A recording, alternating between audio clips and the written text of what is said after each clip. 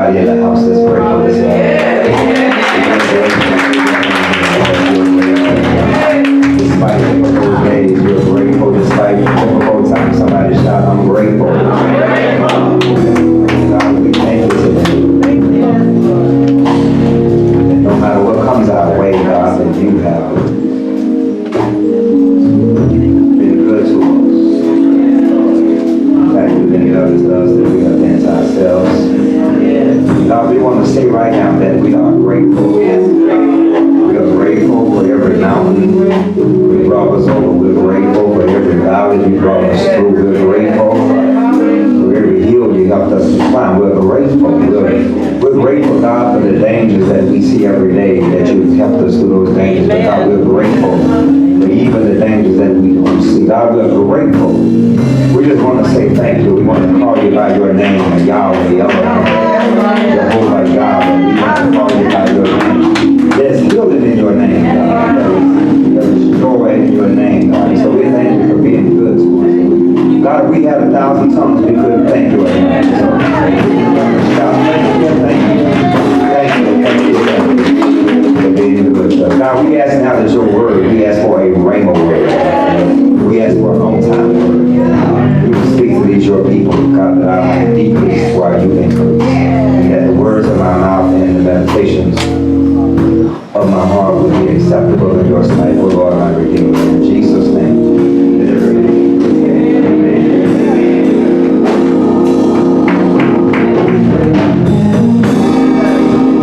You have your Bibles on the rest that you turn quickly.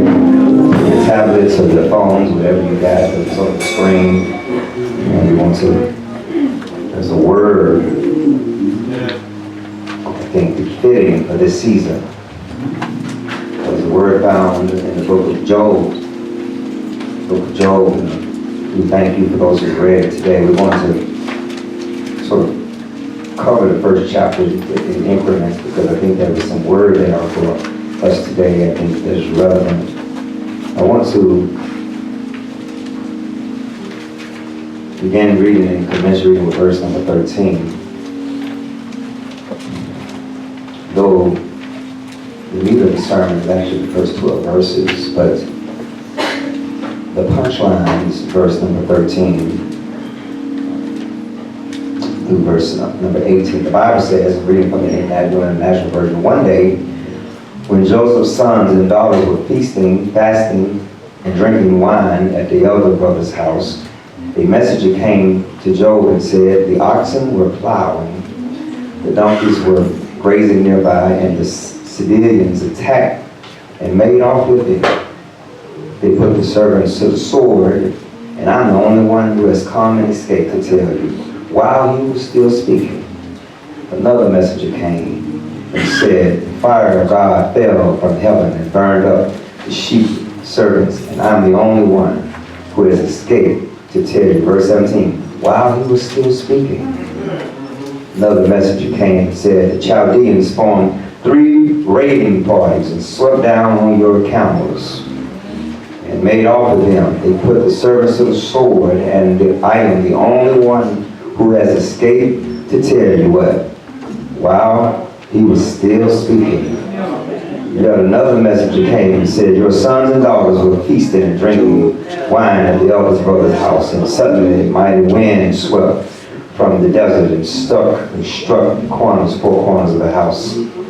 It collapsed and struck the 4 corners of the house. It collapsed on them. They were dead, and I'm the only one to escape to tell you. Notice, my sisters and my brothers, that in verse 16 he got bad news. And the first words in verse 17 is while he was still speaking.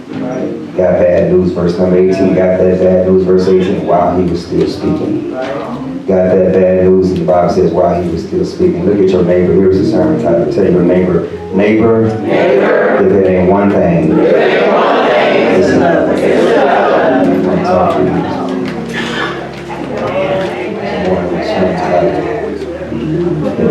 Somebody say if it ain't one thing, it's another.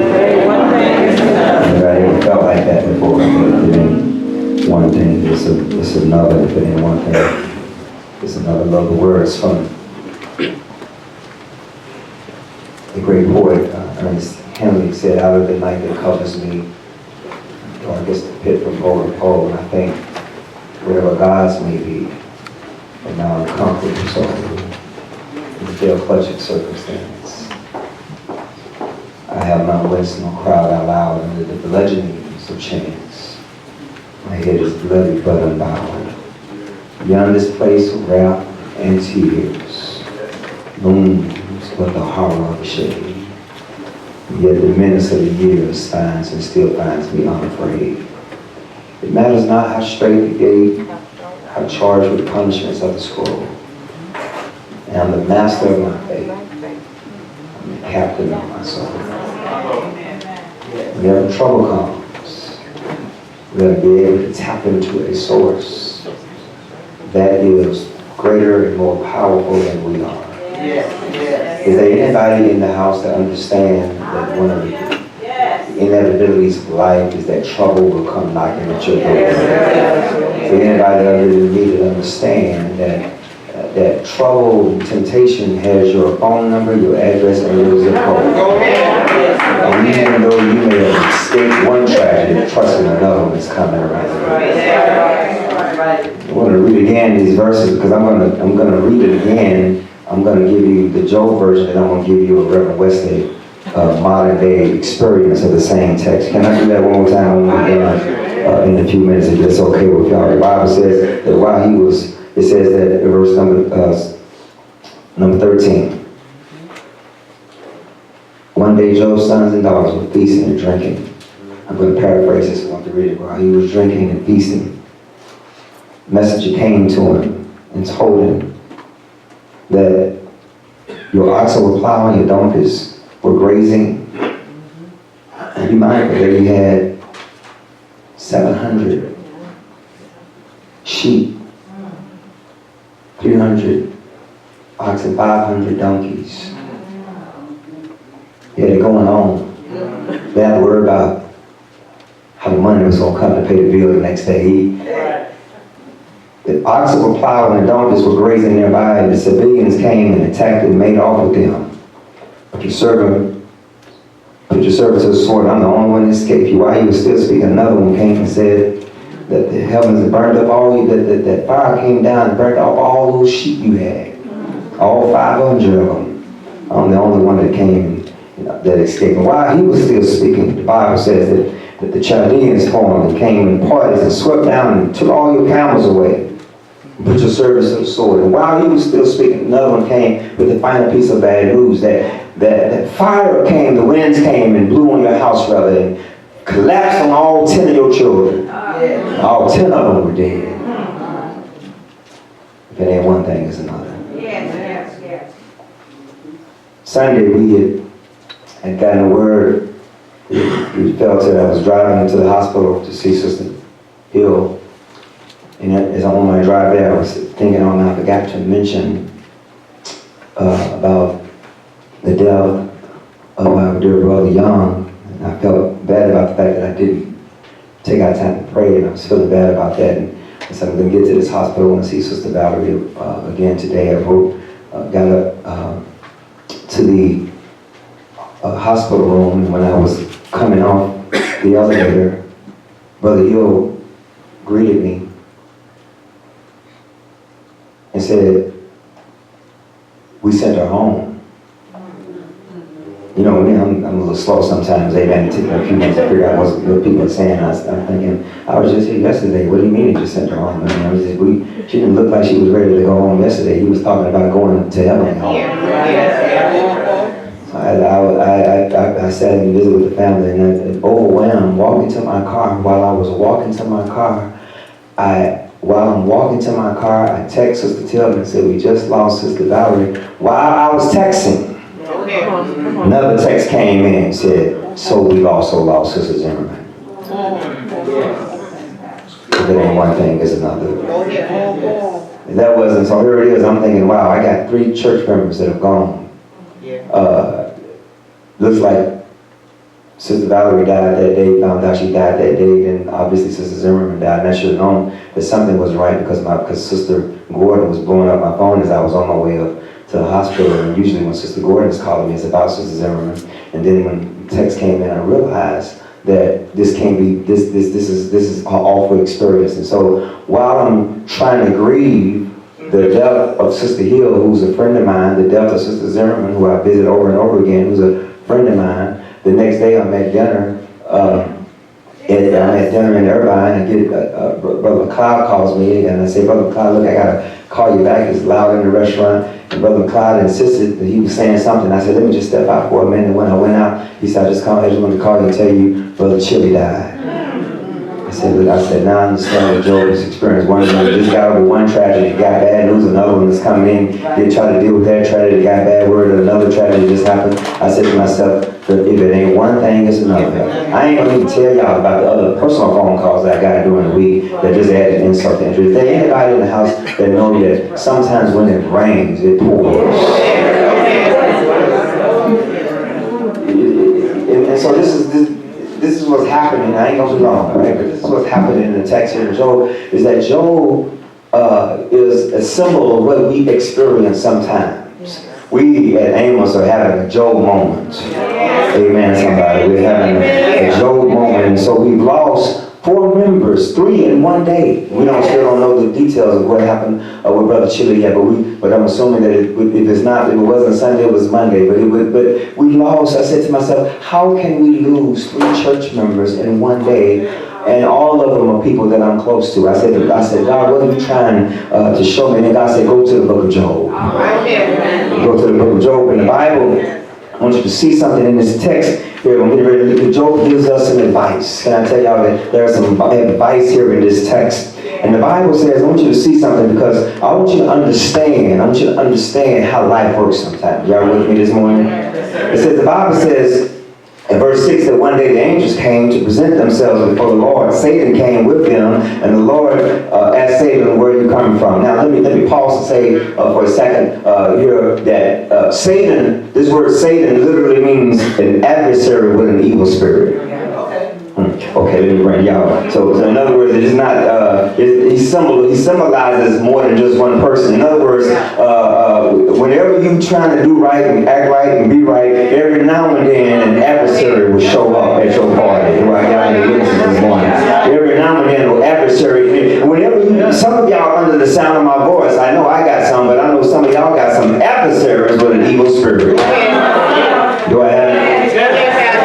Y'all ever had somebody try to throw salt on you? You ever had somebody talk about you? You ever had somebody, you ever had a boss man that you dealing with, or a boss woman that you dealing with, and you trying to stay saved and sanctified, you trying to act right, trying not to cuss people out, but they just try you every single day. Anybody got somebody like that on? A boss man like that? Amen. You got a boss man like that you trying to act saved, and they just trying every little bit of your patience. That's what you call an adversary with an evil spirit. Y'all know that your enemies and your adversary don't want you to go to hell. Y'all are gonna pray with me this morning. And so that's what's going on in the text is that the adversary sees, because what happens is that your adversaries are usually those people who are hating on you. That's correct. Well, you know, here it is, Job got it going on. The dude owns all kinds of cattle, owns 5,000 sheep, 7,000 sheep, got 10 kids, and all of them going to church every Sunday.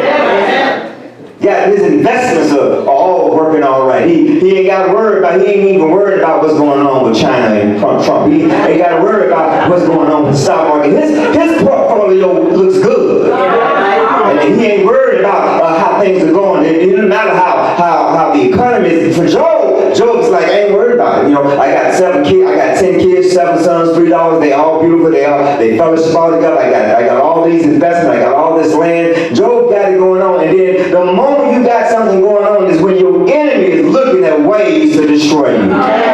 Is there anybody in the house that ever had somebody that tried to put you down? They never tried to destroy? Where are all my folk in the house that had some adversaries that tried to destroy you? You got some boss man. You got friends that you thought were friends and are no longer your friends. Amen, somebody. You got family members that are adversaries. Amen. And so what happens is that he comes to God, and God says, what are you up to? He said, I'm trying to ruin people's lives. Yeah. And here's my first point, because I love what God says. I want you to see verse number 8. Verse number 8 says, "Then the Lord said to him, have you considered my servant Job?" Yeah. Here it is. My first point is that God had confidence in Job's covenantal commitment. Right. What do you mean by that, Reverend? Well, you got to understand that, and beloved, you have to see this the same way, and that is that Israel, and some scholars argue that Job was not an Israelite, but it doesn't matter. He was still behaving like an Israelite, because Israel and God had a marriage. They had a covenantal relationship. But what was the covenantal relationship? The covenantal relationship was that if God stays faithful to Israel, Israel ought to stay faithful to God.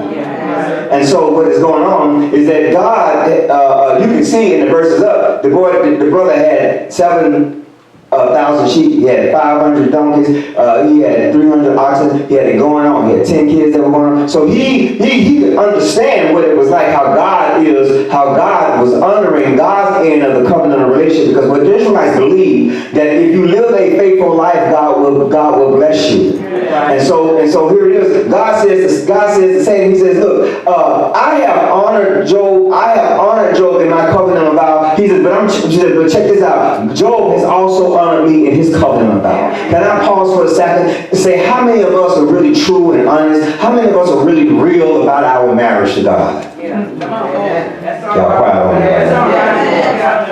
And the fact of the matter is this, is that you were the relationship, God is way more faithful than we are to God. But isn't it great that God is still good all the time? Isn't it great that no matter how crazy and messed up you are, that God still looks beyond your faults and see all of your needs, that God loves you despite how unlovable you are? God always honors his relationship. God always honors his commitment. But what's really tripping me out here is that God says, look, I got confidence in Job. Here's my question. Right. Here's my question. Can God give you the same recommendation? And I had to ask myself this question this week, right? I had to ask myself the question. Because if I was in the shoes of Job, well, I was finding myself in the shoes of Job. Y'all only know about the 4 deaths that I have to deal with, not the other personal stuff that I had to deal with. And so that's when I have to ask myself, can God recommend me to my adversaries? And God says, look, Darrell, you go try Darrell. Darrell going to stick with me no matter what. Is there anybody other than me that says sometimes I don't think God can make that recommendation to Darrell? Yeah. He made it to Job. Yeah. And then the Bible says, so God has covenantal confidence. He has confidence in Job. Amos, will God have that same confidence in you? My sister, will God have the same confidence in you when trouble times come?